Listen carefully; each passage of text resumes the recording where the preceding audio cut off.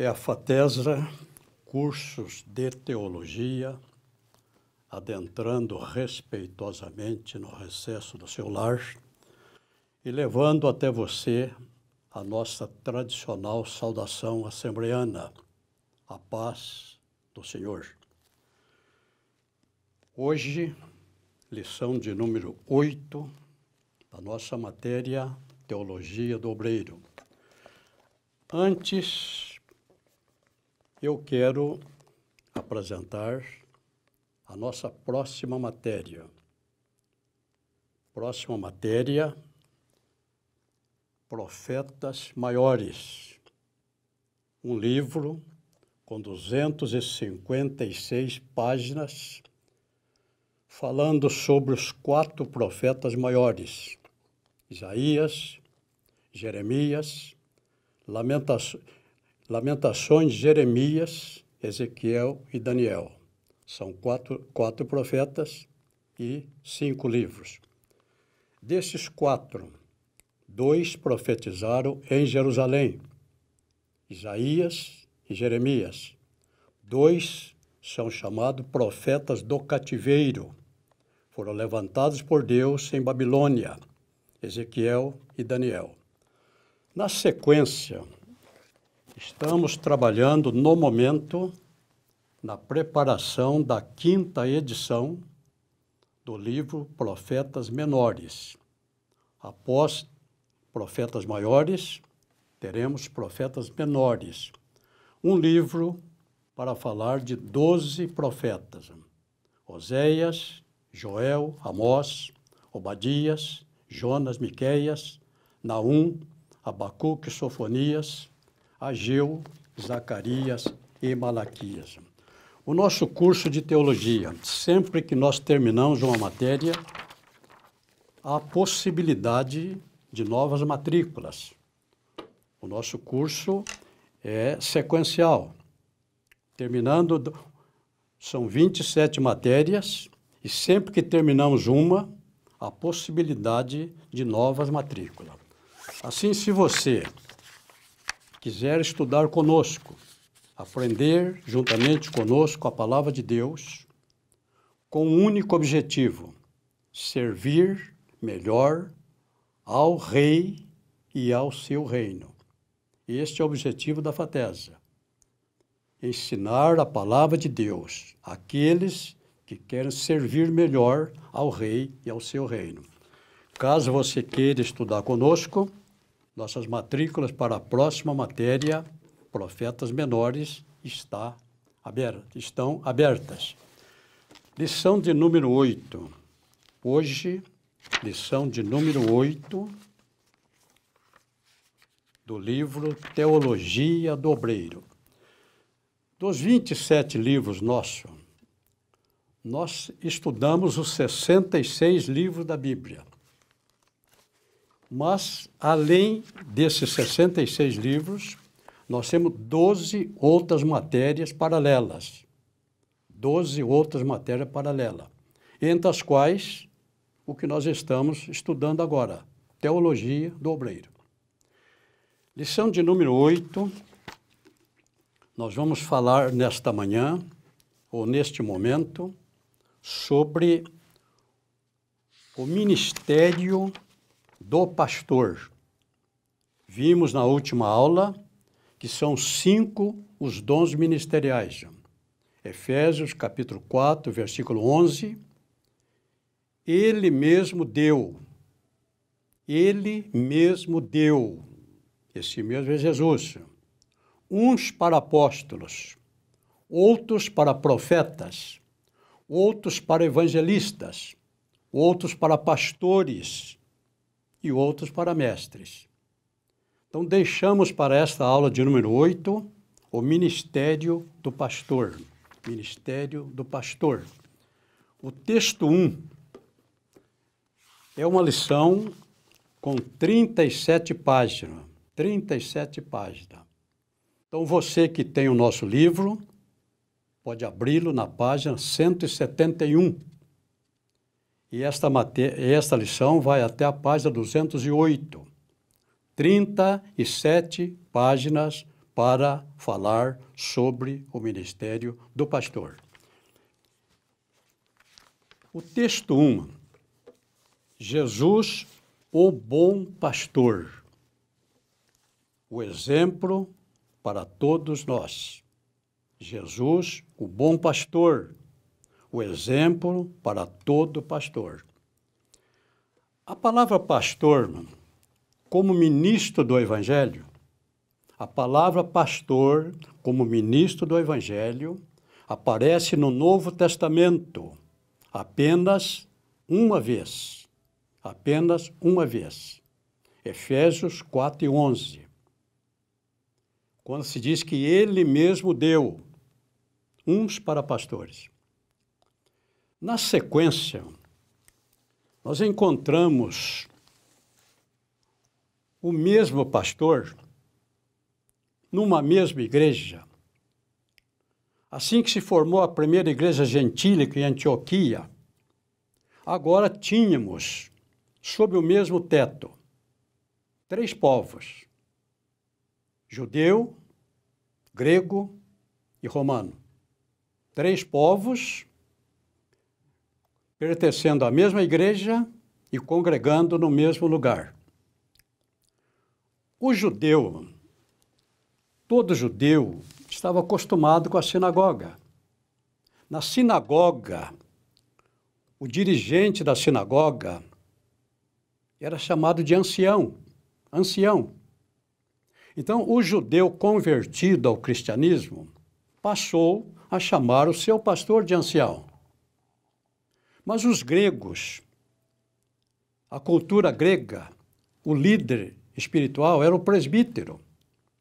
Então, os gregos convertidos ao cristianismo passaram a chamar o seu pastor de presbítero.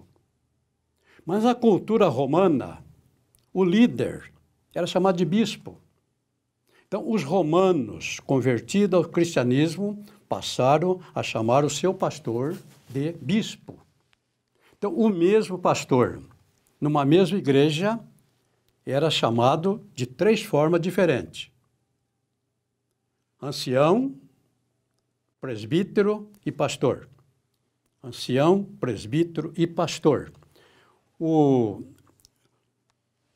destaque aqui, ainda um adendo. Vamos ler aqui, mostrando, confirmando o que eu acabo de dizer. Abra sua Bíblia em 1ª Epístola de Pedro, capítulo 5. 1ª Epístola do apóstolo Pedro, capítulo 5, versículo 1. Pedro está escrevendo aos pastores das igrejas. Aos pastores das igrejas. E ele diz aqui, aos presbíteros. Ele trata os pastores como presbíteros. Aos presbíteros que estão entre vós. Admoesto eu, que sou também presbítero com eles, e testemunha das aflições de Cristo e participante da glória que se há de revelar. Aparece aqui a palavra presbítero para todos os pastores. O apóstolo Paulo, em Atos dos Apóstolos, capítulo 20, retornando da 3ª viagem missionária, sabendo que não voltaria para aquelas regiões, ele quer um encontro com os pastores de Éfeso. Mas o navio não atracou em Éfeso. E de Mileto, ele mandou chamar os pastores. Atos 20, versículo 7. De Mileto mandou a Éfeso chamar os anciãos da igreja. Paulo chama os pastores de ancião. De Mileto mandou a Éfeso chamar os anciãos da igreja. E no versículo 18, no versículo 28, reunido com os pastores, chamado por eles de anciãos, Paulo disse o seguinte: olhai, pois, por vós e por todo o rebanho que o Espírito Santo vos constituiu bispos. Paulo os chama de bispos. Paulo os chama de bispo. Ele está tratando com os pastores da cidade de Éfeso. Então, a palavra pastor como ministro aparece apenas uma vez. Um outro adendo que se faz necessário. Não está aqui no nosso livro. Em algumas denominações, há um plano de carreira.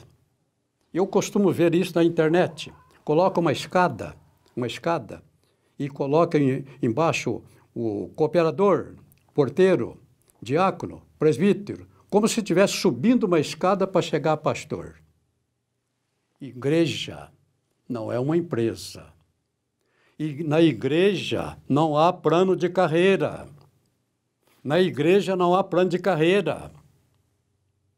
É o dono da obra que chama para o cargo que ele quer conceder. O diácono poderá ser um pastor? Sim, poderá. Porém, muitos dos diáconos nunca serão pastor e nem presbítero, porque eles não têm a chamada para pastor. Eu cito um exemplo aqui na minha igreja, conheço um diácono aqui, uma bênção, o irmão Durvalino. Eu conheço o irmão Durvalino pelo menos há 40 anos como diácono, um excelente diácono. E eu creio que o irmão Durvalino vai terminar a sua carreira como diácono. Ele não recebeu o chamado para pastor. Então, igreja não é empresa. Na igreja não há plano de carreira, não. Na igreja, quem constitui os obreiros é o dono da obra.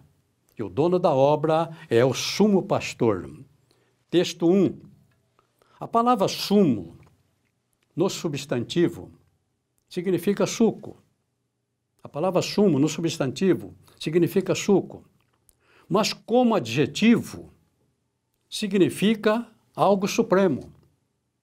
Como adjetivo, a mesma palavra significa algo supremo. É por isso que ela é usada aqui, Jesus, o bom pastor. Encontramos nos evangelhos o Senhor Jesus no exercício dos 5 dons ministeriais. Nos evangelhos, encontramos Jesus no exercício dos 5 dons ministeriais. Aqui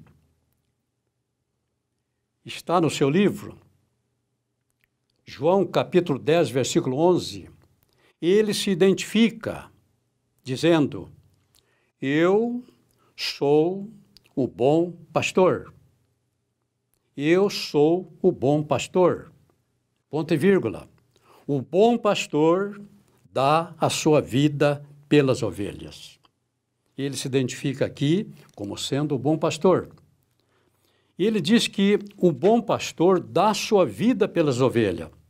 Mas ele fala de uma segunda categoria de pastor, que ele chama de mercenário. Mercenário é aquele que trabalha por interesse. Mercenário, nós encontramos na história, são homens que alugavam sua espada. Homens que alugavam sua espada. Havia exércitos profissionais. Nós tivemos povos que criavam exércitos profissionais para capturar escravo para venda. Então, mercenário, no sentido literal, significa aquele que aluga sua espada. E ele é profissional, ele trabalha por interesse. Ele não tem nenhum amor pelas suas ovelhas. Então, Jesus disse aqui, o mercenário, que não é pastor, de quem não são as ovelhas, vê vir o lobo e deixa as ovelhas e foge. E o lobo as arrebata e dispersa. Ora, o mercenário foge porque é mercenário e não tem cuidado das ovelhas. João capítulo 10, versículo 12 a 13. Agora vamos destacar aqui, está no seu livro, 3 características do bom pastor. 3 características do bom pastor. Primeiro, o bom pastor dá a sua vida pelas ovelhas. Nos tempos bíblicos, era comum o bom pastor arriscar sua vida na luta contra as feras que atacavam as ovelhas. Davi, no sentido literal, foi um bom pastor. No sentido literal, foi um bom pastor. Ele enfrentava leões e ursos. Ele enfrentava leões e ursos. Está no seu livro. 1 Samuel, capítulo 17, verso 34 a 35. E ele disse isto a Saul, teu servo, apacentava as ovelhas de seu pai. E vinha um leão ou um urso, e tomava uma ovelha do rebanho. E eu saía após ele, e o feria, e o livrava da sua boca. Este é o bom pastor. Este dá sua vida, se necessário, pelas ovelhas. O Senhor Jesus, para proteger as suas ovelhas do ladrão que vem para roubar, matar e destruir, ele deu a sua vida. Está aqui no seu livro. João, capítulo 10, versículo 17 e 18, que eu não vou ler para você. Na verdade, ele deu a sua vida na cruz do Calvário. Ele disse, ninguém tira a minha vida. Ninguém tira a minha vida. Eu vou dar a minha vida. Eu tenho poder para dar e tenho poder para tornar a tomar. Ninguém tira, mas ele deu. Segunda característica do bom pastor, conhece as suas ovelhas. Abra sua Bíblia, este versículo não está aqui no seu livro. Provérbios, capítulo 27 e o versículo 23. Provérbios, capítulo 27 e o versículo 23. Provérbios 27, versículo 23. Procura conhecer o estado das tuas ovelhas. O bom pastor conhece as suas ovelhas. Procura conhecer o estado das tuas ovelhas. Põe o teu coração sobre o gado. Põe o teu coração sobre o gado. Em Israel, havia pastores, gado menor. Quando se falava em gado menor, estava falando ovelhas e cabras, ou cabritos e carneiro. Quando se falava em gado maior, estava se falando em bois, vacas. Então, põe o teu coração, procura conhecer o estado das tuas ovelhas. E eu estou certo que neste período que nós estamos atravessando há mais de um ano, neste período em que nós estamos impedidos de nos reunir nos templos, os pastores que se seguem os passos de Jesus estão sempre informados sobre o estado das suas ovelhas. Nenhuma ovelha pode estar passando necessidade, faltando alimento. Não. O pastor, numa igreja muito grande, ele não pode, ele por si, saber a vida de todos, mas ele tem os seus auxiliares. Esses auxiliares podem resolver o problema. Não podendo, ele leva ao pastor. Então, se existe alguma família, membro de uma igreja evangélica, esquecida pela igreja e pelo pastor, alguma coisa deve estar errada. E não é a Bíblia. A segunda característica do pastor, ele conhece as suas ovelhas. Está aqui no seu livro, João capítulo 10, versículo 14. João capítulo 10, versículo 14. Jesus está dizendo, conheço as minhas ovelhas. Conheço as minhas ovelhas. A terceira característica do bom pastor. O bom pastor guia as suas ovelhas. O bom pastor guia as suas ovelhas. João capítulo 10, versículo 4 diz o seguinte, e quando atira para fora as suas ovelhas, vai adiante delas, e as ovelhas o seguem, porque conhecem a voz do pastor. Vai adiante delas, porque as conhece, as ovelhas conhecem a sua voz. É isto que o salmista Davi diz no Salmo 23, está no seu livro, versículo 1 a 4. O salmista diz, o Senhor é o meu pastor, nada me faltará. Deitar-me faz em verdes pasto, guia-me mansamente a águas tranquilas. Guia-me mansamente a águas tranquilas. O pastor na frente do rebanho, guiando o rebanho às águas tranquilas. A quarta característica, Jesus, o grande pastor das ovelhas. Título de Jesus. Título de Jesus. Primeiro título de Jesus. Grande pastor das ovelhas. Está no seu livro, Hebreus 13, 20. Ora, o Deus de paz, que pelo sangue do concerto eterno tornou a trazer dos mortos a nosso Senhor Jesus Cristo, grande pastor das ovelhas. O apóstolo Pedro, na sua primeira epístola, capítulo 5, verso 4, verso 25, como está no seu livro, capítulo 2, verso 25. Porque éreis como ovelhas desgarradas. Nós éramos como ovelhas desgarradas.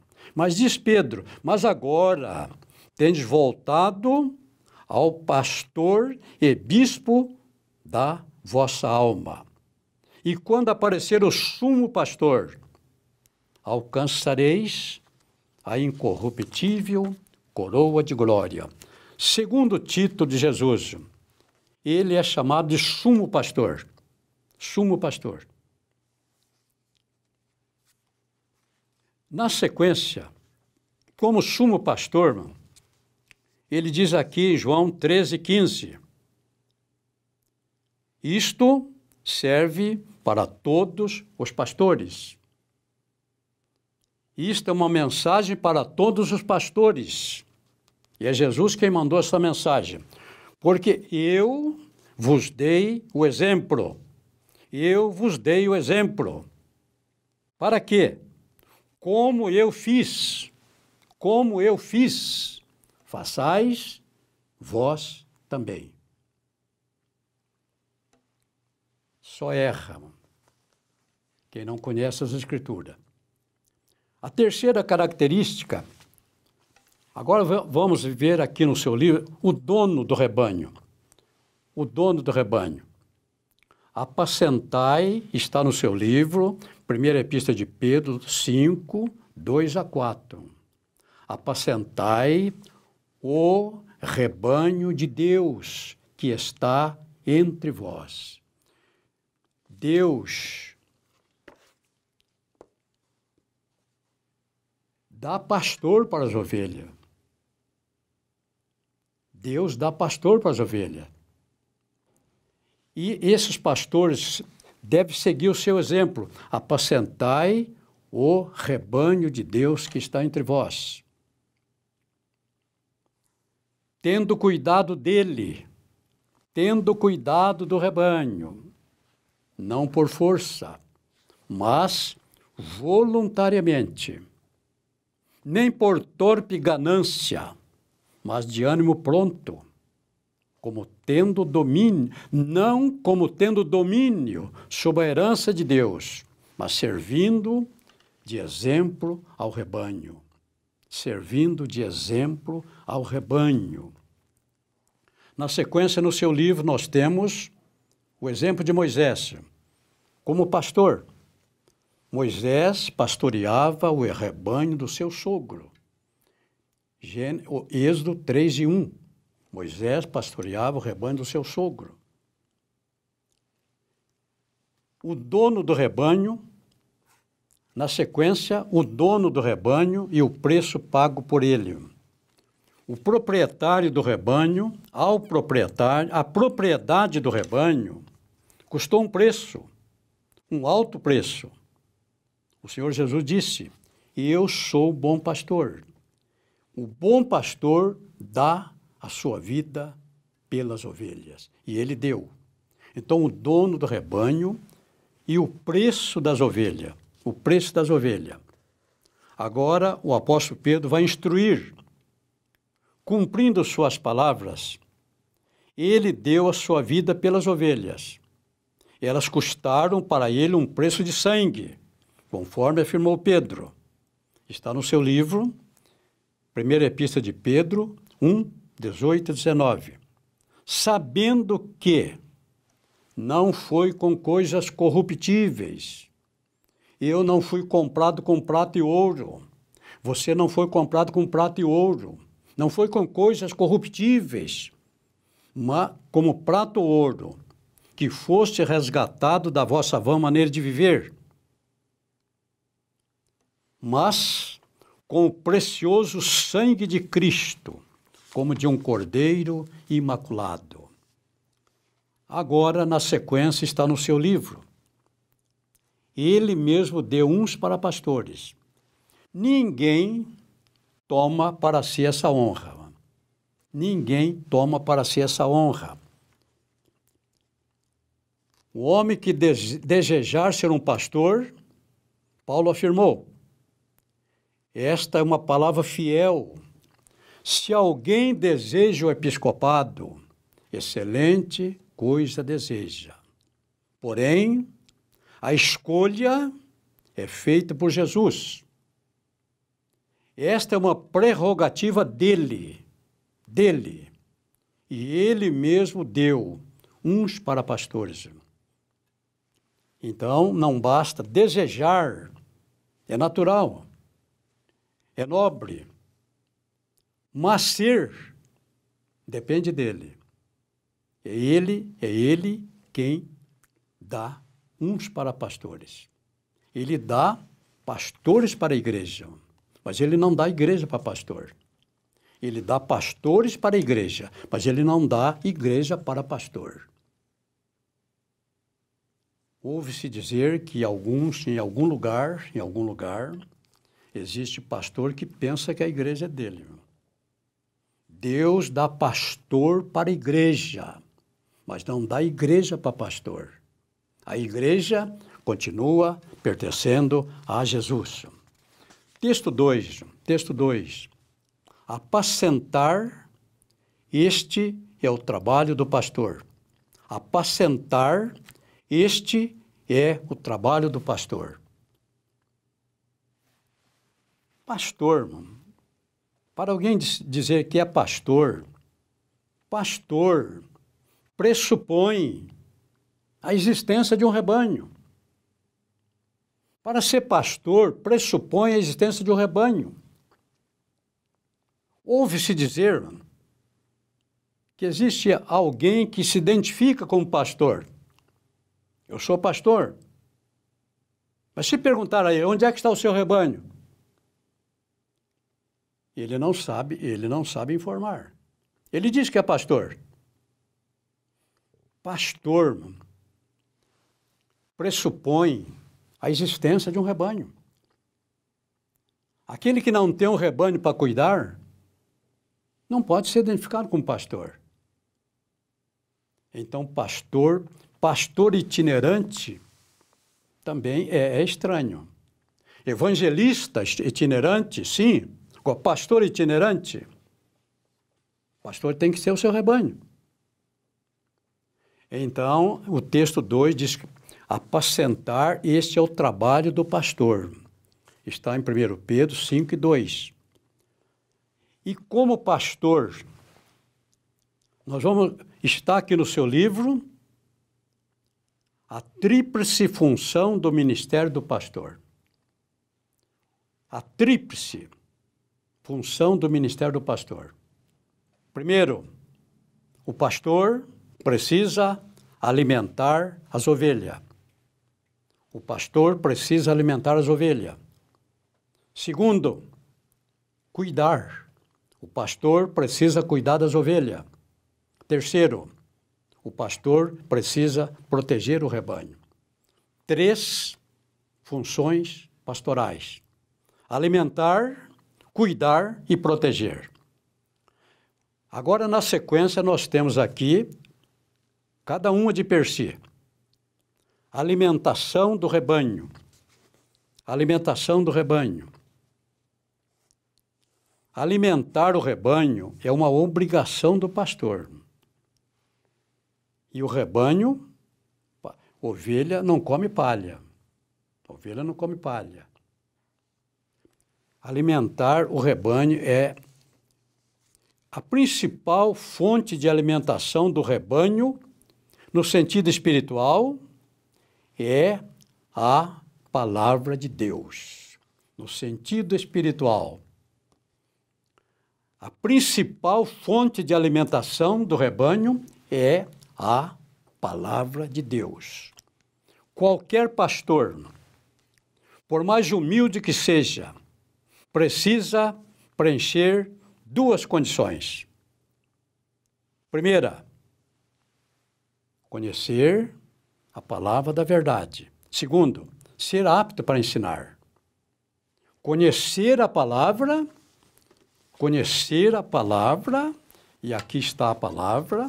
O pastor precisa conhecer este livro e ser apto, capaz para ensinar. Este é o primeiro item aqui, alimentação do rebanho. Para desempenhar esta função, o pastor não precisa necessariamente cursar uma faculdade de teologia.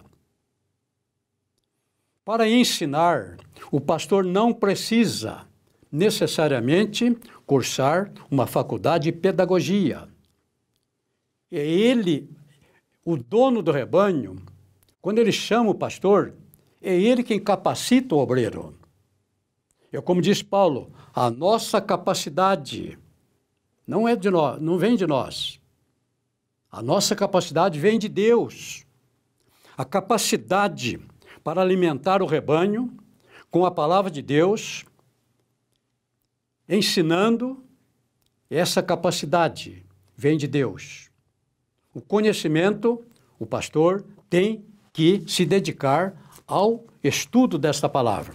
Conhecer esta palavra é obrigação do pastor. Estar apto para ensinar é obrigação do pastor. Se ele foi chamado, ele foi capacitado por Deus.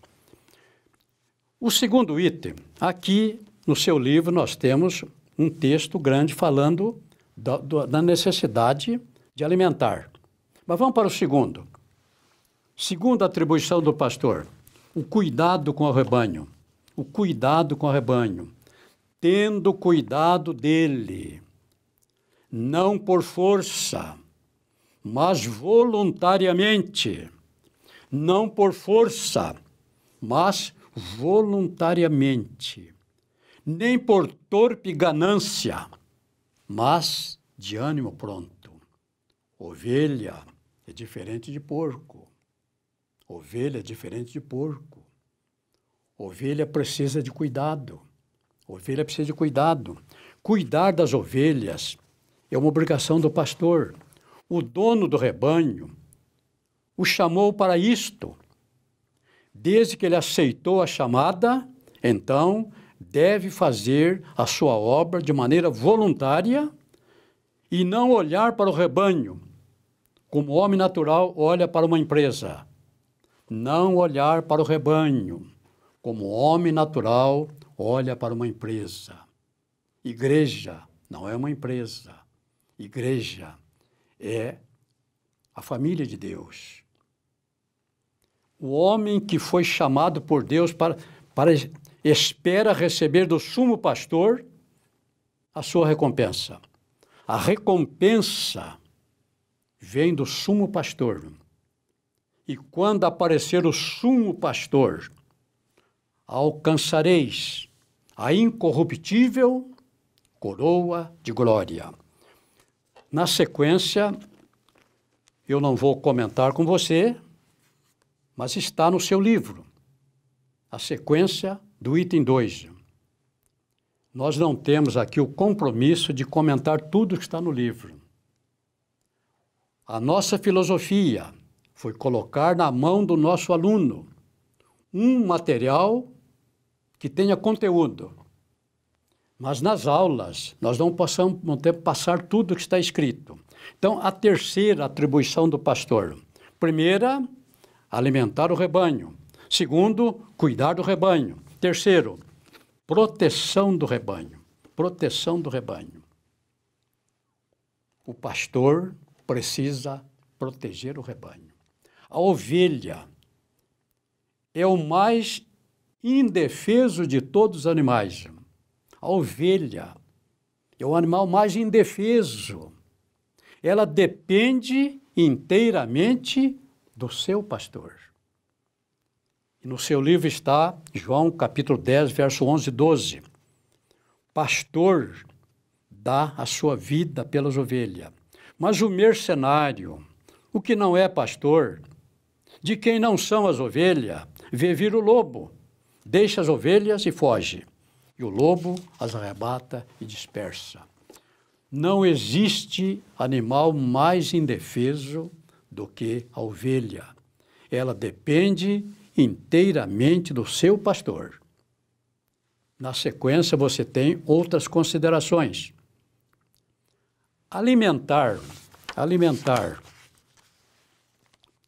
cuidar e proteger.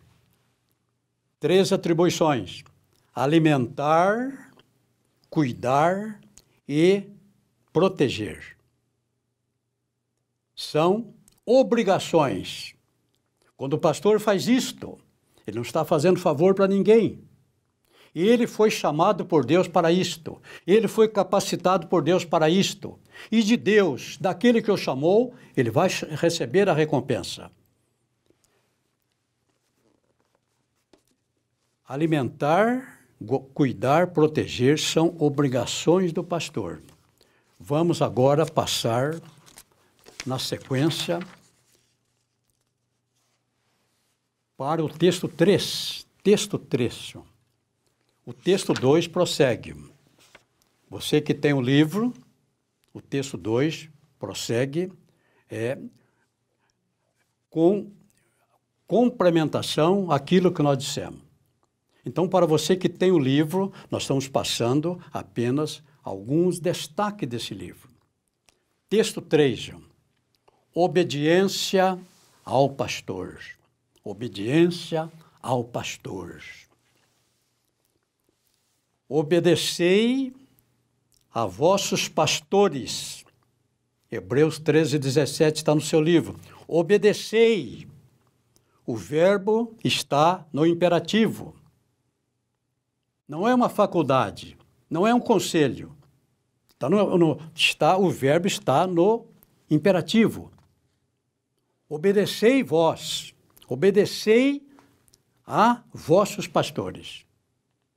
É uma ordem, é uma ordem.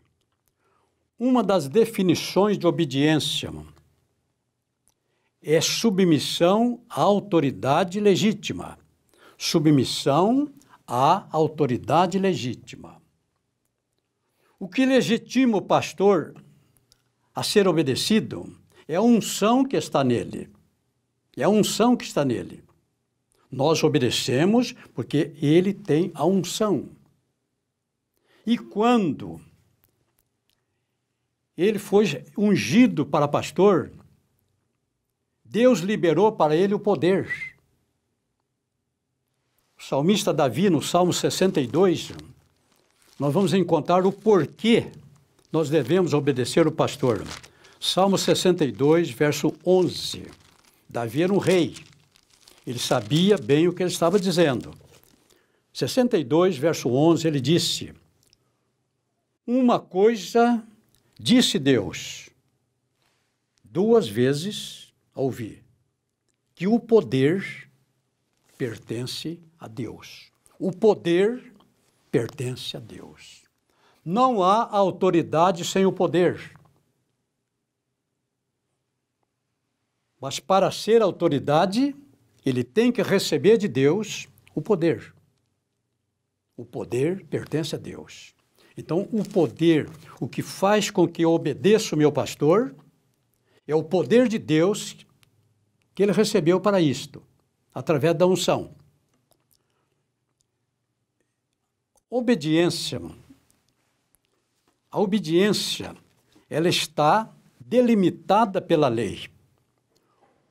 O homem não é investido de autoridade, um homem não investido de autoridade legítima é um homem normal, não podendo exigir obediência de seus semelhantes.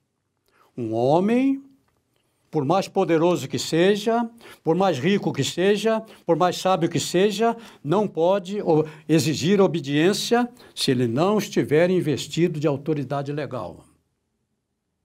E quando investido dessa autoridade legal, precisa entender o limite do poder que lhe foi conferido, para não cometer o erro que cometeu o rei Luís XIV.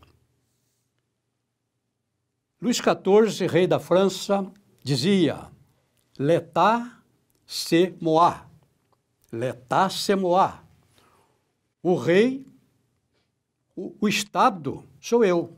O Estado sou eu. L'état c'est moi. O Estado sou eu. Mas o povo não entendeu assim. E ele acabou morto. Então, autoritarismo é uma coisa. E estar investido de autoridade é outra coisa. Respeitamos por educação, não como obrigação, nós respeitamos. Todavia, a partir do momento em que esse homem, eu estou lendo no nosso livro, a partir do momento que esse homem toma posse de um cargo para o qual a lei confere autoridade, então ele deixa de ser um homem normal e passa a ser uma autoridade constituída e precisa, como tal, ser obedecido. Respeitamos o presidente da República. Por que respeitamos?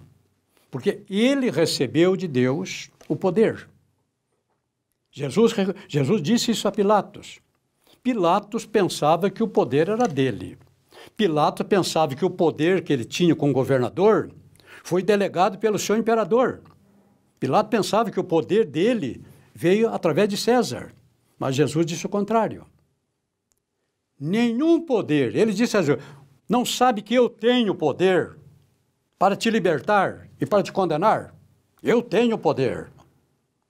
Jesus disse: nenhum poder terias se do alto não te fosse dado. Jesus respeitou a autoridade que estava em Pilato, porque ele sabia que o homem, o governante, o poder que ele tem, vem de Deus, porque todo o poder pertence a Deus. Foi o que a salmista disse: todo o poder pertence a Deus. Então, respeitamos o presidente da República como autoridade enquanto ele for presidente. Terminado o mandato, podemos respeitá-lo por educação, mas por obrigação, não. Sem o cargo, ele é um homem como qualquer um de nós, visto que a Constituição Federal declara que todos somos iguais perante a lei. Todos somos iguais perante a lei. Então, o respeito ao pastor está na unção que ele recebeu de Deus. É um assunto que não vamos aqui prosseguir. Está no seu livro, nós não vamos prosseguir neste mesmo assunto, porque o nosso tempo aqui é limitado. Passemos então para o texto 4. Texto 4. O pastor e sua responsabilidade diante de Deus. O pastor e sua responsabilidade diante de Deus. Voltando, mais um adendo no texto anterior, eu recebo pedidos na internet, se eu pudesse ficar na internet dando uma assessoria, eu ficaria o dia todo, eu teria um ministério próprio. Você poderá ter esse ministério através da internet. Se eu pudesse responder as perguntas, as dificuldades que me são enviadas, eu não posso fazer isso. Todo o meu tempo está voltado para o meu trabalho aqui. Mas uma irmã de um outro país, uma vez mandou uma mensagem, preocupada. Ela disse: irmão, no último culto, um obreiro que estava nos visitando, ele disse que nós devemos obedecer o nosso pastor em tudo. Em tudo que ele exigir, nós devemos obedecer. A irmã agora ficou meia preocupada e mandou uma mensagem para mim pedindo uma informação. E eu disse a ela que nós devemos obedecer no limite do poder que Deus deu a ele. Nós devemos obedecer no limite do poder que Deus deu a ele. Agora, fora desse limite, não. Eu não posso obedecer em tudo que o pastor manda fazer.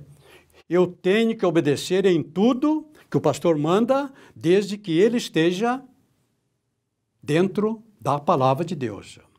Qualquer exigência fora da palavra de Deus, nós não temos obrigação de obedecer. E isto diz respeito a todas as autoridades. Cada autoridade, presidente da República, juiz, delegado, policial, todos têm um limite. Todas as autoridades têm um limite. E a obediência vai até o limite da autoridade que essa autoridade tenha. Ok? Agora sim, texto 4. Pastor e suas responsabilidades diante de Deus. Texto 4.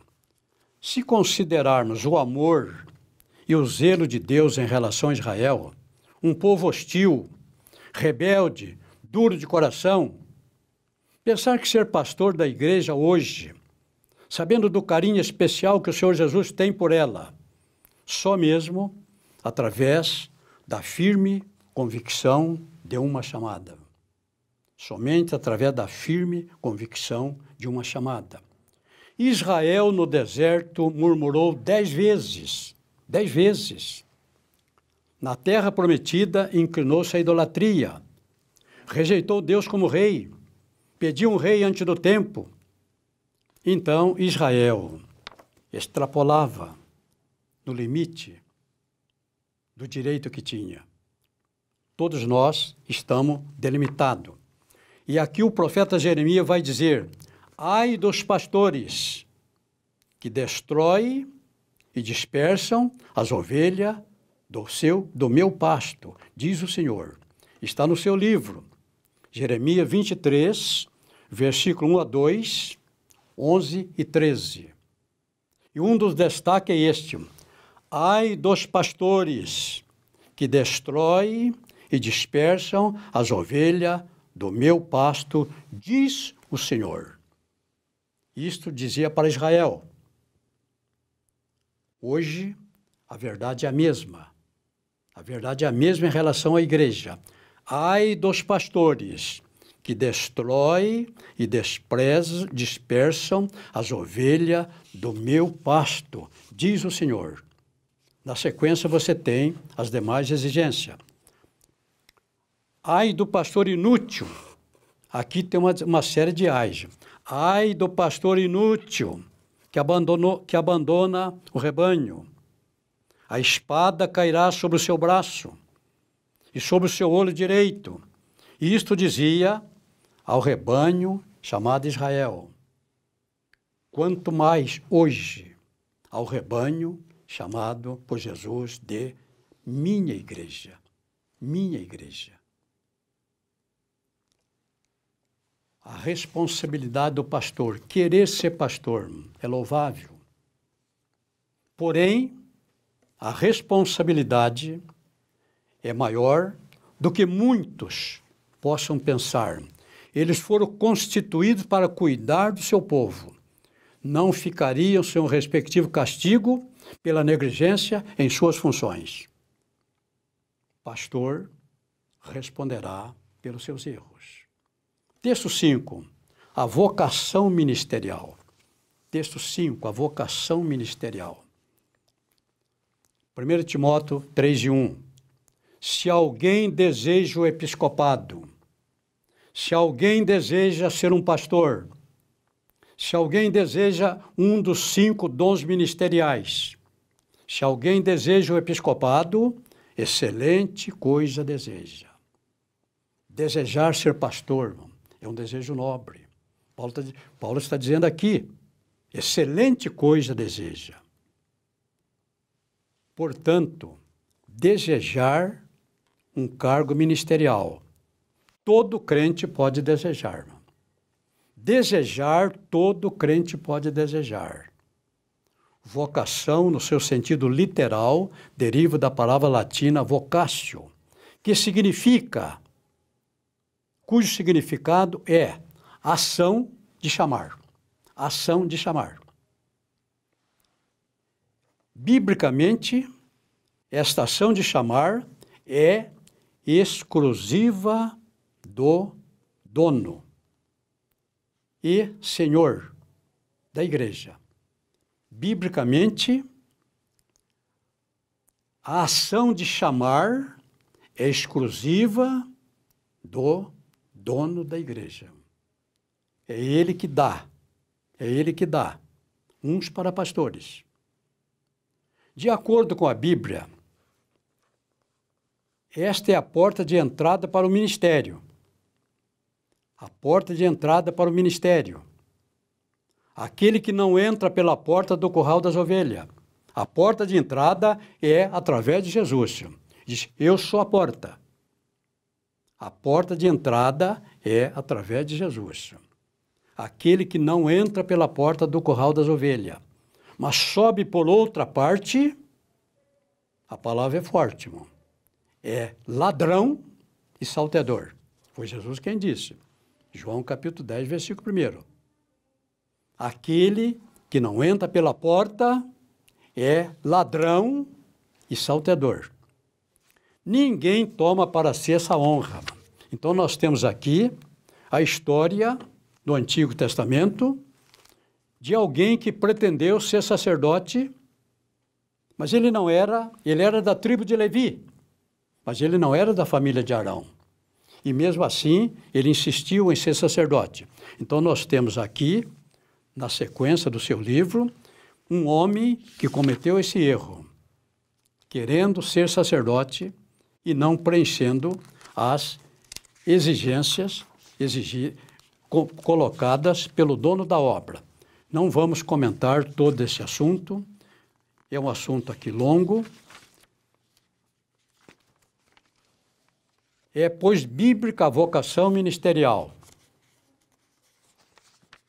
Outro item. O apóstolo Paulo tinha plena convicção de sua chamada ministerial. Todo obreiro precisa ter esta firme convicção de sua chamada ministerial. Paulo tinha. Mas quando aprouve a Deus, desde o ventre de minha mãe, me separou e me chamou pela sua graça. Paulo tinha esta firme convicção, Quando o Senhor chama, ele prepara, está aqui no seu livro. Paulo, um ministro feito por Deus. Paulo, um ministro feito por Deus. Regozijo-me agora no que padeço por vós e na minha carne cumpro o resto das aflições de Cristo pelo seu corpo, que é a igreja, da qual eu estou feito ministro. Foi Deus quem constituiu Paulo como ministro. Na sequência, nós temos ainda no mesmo texto convicções de um ministro feito por Deus. Primeiro, Paulo tinha convicção da sua vocação. Convicções de um ministro feito por Deus. Seguindo aqui o caminho de Paulo. Paulo tinha convicção de sua chamada. Segundo, Paulo tinha convicção de sua chamada ministerial. Terceiro, Paulo tinha convicção do poder do evangelho. Quarto, Paulo tinha convicção de seu compromisso com a verdade. Quinto, Paulo tinha convicção de sua autoridade ministerial. Sexto, Paulo tinha convicção de que o ministério não era um meio para adquirir riquezas e nem era uma profissão. Sétima convicção, Paulo tinha convicção de que ser ministro requer sacrifício e renúncia. 7 itens que está descrito no seu livro, que nós não vamos comentar, mas você poderá aproveitar aquilo que está no seu livro. O texto 6, ministros biônicos. Ministros biônicos. Isto para você pode ser estranho. O que é um ministro biônico? Um homem biônico. É um homem com artificialismos técnicos, pode imitar a vida. Com artificialismo técnico, pode imitar a vida. Qualquer pessoa ou coisa se realiza ao arrepio das regras lícitas. Então, obreiro biônico, nós usamos isto aqui pelo que nós vimos acontecer durante o período do governo militar no Brasil. Nesse período, quem nomeava os governadores, os governadores eram eleitos, mas eram eleitos por via indireta. O presidente não nomeava. Os governadores eram eleitos por vias indiretas. Então, eram escolhidos aqui no estado de São Paulo para eleger o governador de São Paulo. Cada cidade apresentava 3 delegados. Eu fui um dos 3 escolhido aqui em Santo André. Um dos 3 para representar a cidade na eleição do governador. O governador, um dos candidatos, era Paulo Maluf.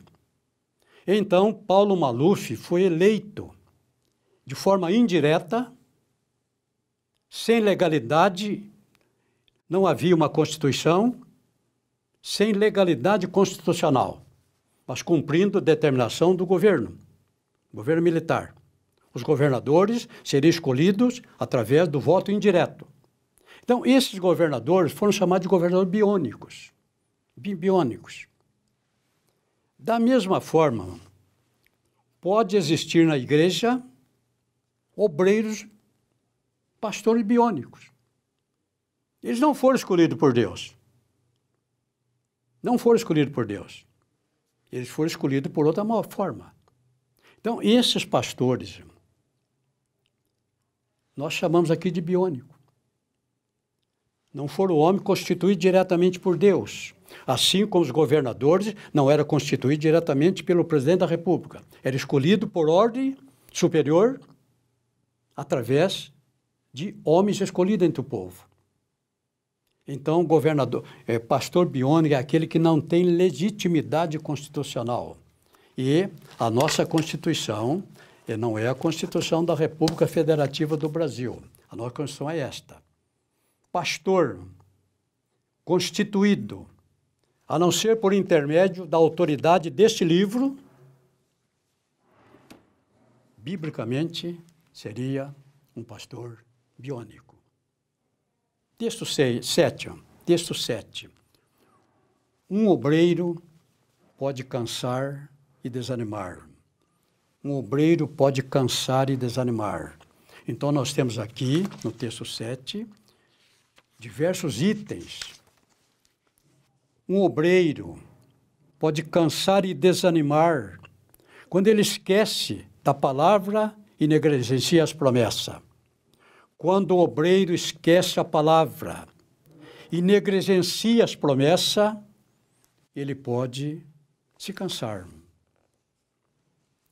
Aqui nós temos, então, duas páginas de comentário. Segundo, um obreiro pode se cansar e desanimar quando não vê resultado imediato do seu trabalho. Um obreiro pode cansar e desanimar quando não vê resultado do seu trabalho. Texto 2. Terceiro motivo, um obreiro pode cansar e desanimar se o seu objetivo for material. Se o objetivo do obreiro for material, ele pode cansar e desanimar. Quarto, um obreiro pode se cansar e desanimar se pensar que seu trabalho não está sendo recompensado por Deus. Um obreiro pode cansar e desanimar se pensar que o seu trabalho não está sendo recompensado por Deus. Cada item deste há um comentário de uma página. Então, você que tem um livro está sendo beneficiado por este comentário, onde eu estou apenas citando. Quinto, um obreiro pode se cansar e desanimar ao sentir-se desprezado e discriminado por outros obreiros. Um obreiro pode cansar e desanimar se ele sentir discriminado e desprezado por outros obreiros. Ao que parece, existem obreiros importantes, pastores de grandes igrejas, com um grande ministério. E, normalmente, aquele pastor de uma igreja pequena, do interior, muitas vezes, ele é desprezado. Isso pode examinar o pastor. Mas vamos deixar o texto 6, 7. Texto 8. Um apelo. Pastor, não desanime. Pastor, não desanime. Então, nós temos aqui um incentivo ao pastor. E nós citamos aqui um exemplo. Esta história da igreja está na história da igreja. Nós transcrevemos aqui, está na história da igreja. Asbel Glynn Simonstrom foi enviado pela Junta de Missões Estrangeiras da Igreja Presbiteriana dos Estados Unidos, chegando ao Brasil no dia 12 de agosto de 1859. Este homem foi enviado como missionário para o Brasil, chegando no Rio de Janeiro, no dia 12 de agosto de 1859. Logo que chegou ao Rio de Janeiro, já começou a pregar nos barcos da Baía de Copacabana, fazendo amigo entre colonos norte-americanos, ingleses que viviam no Rio de Janeiro. Logo que chegou, em agosto de 1859, ele começou a pregar o Evangelho. 8 meses depois da sua chegada, em 12 de abril de 1860, ele organizou uma escola dominical com assistência de apenas 5 crianças. Ele iniciou uma escola dominical com apenas 5 crianças. A nossa igreja aqui de Santo André, Igreja Evangélica Assembleia de Deus, há mais de 80 anos atrás, também começou com uma escola dominical para criança no bairro Príncipe de Gales. Então, ele começou com uma escola para criança. Em 1862, 2 anos depois, no dia 12 de janeiro, Simonstrom colheu seus primeiros 2 frutos, recebendo por profissão de fé 2 pessoas que foram os primeiros membros da Igreja Presbiteriana em solo brasileiro. Nessa data, Simonstrom deu por fundada a Igreja Presbiteriana no Brasil. ele começou no seu trabalho em 1859. Somente em 1862, as duas primeiras pessoas adultas batizadas, as duas primeiras conversões. Ele, nesse dia, se mostrou, deu por fundada, com duas pessoas, ele deu por fundada a Igreja Presbiteriana no Brasil. Foram 3 anos de semeadura para colher 2 almas.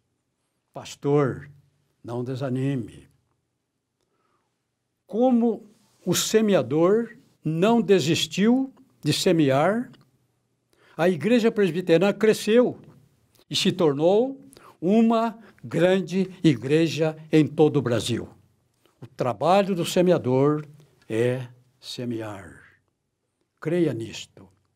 Hoje, ao que parece, alguns deixaram de semear a palavra de Deus e passaram a semear promessas materiais em corações voltados para as coisas materiais. Neste caso, o retorno é imediato. O retorno tem sido imediato. As igrejas que semeiam promessas de bênçãos materiais vão se enchendo cada dia. Porém, este crescimento parece não estar de acordo com o ensino de Jesus através da parábola do semeador. Da parábola do semeador, de 4, apenas uma parte sobreviveu. De 4 partes, apenas uma. 3 se perderam. Assim, se sua igreja está crescendo como você gostaria, se a sua igreja não está crescendo como você gostaria, pastor, não desanime. Tome como exemplo para você essas palavras que foram ditas por Daniel. Tu, porém, vai até o fim. Tu, porém, vai até o fim. Daniel 13:13. Foi muito bom nesta manhã, mais uma vez, estar de forma indireta em seu lar, levando a palavra de Deus.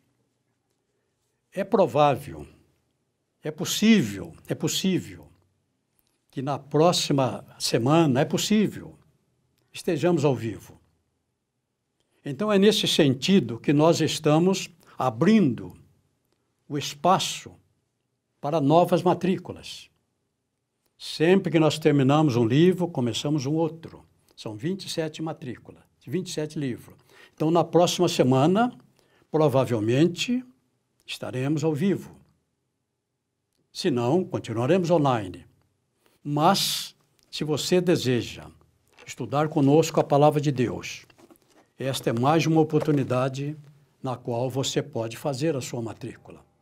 Próxima matéria, profetas maiores. Que Deus nos abençoe, em nome de Jesus. Amém.